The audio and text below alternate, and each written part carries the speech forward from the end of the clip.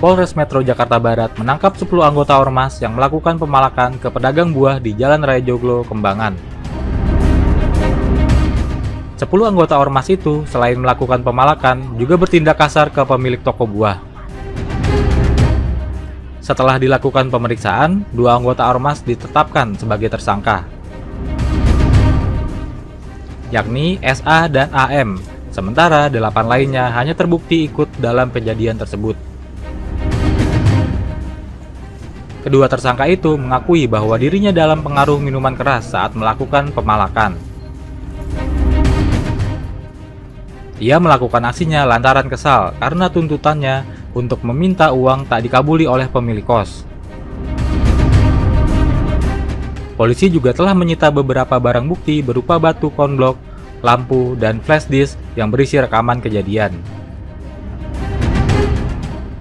2 tersangka itu dijerat dengan pasal berlapis dan terancam hukuman 5 tahun penjara.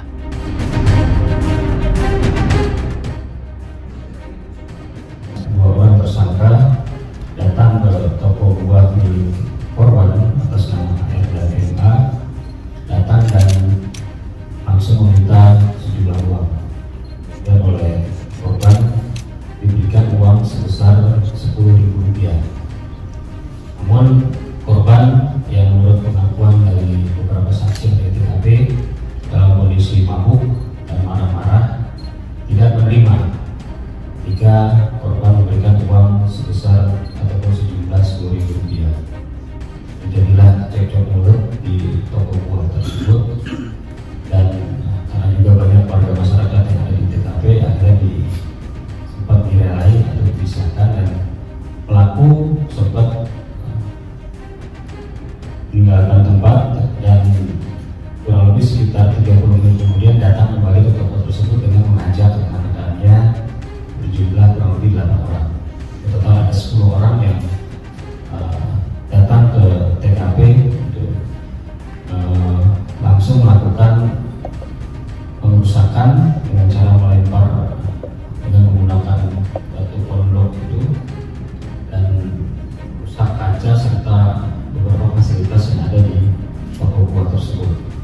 Kemudian tidak puas melakukan pengerusakan, kedua pelaku juga salah satu pelaku melakukan aksi pemukulan dan penganiayaan terhadap salah satu korban.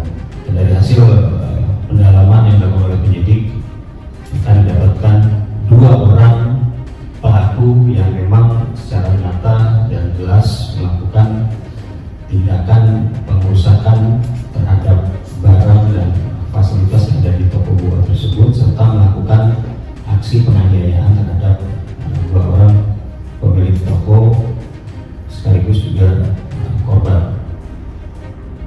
Terhadap 8 orang lain yang datang ke TKP,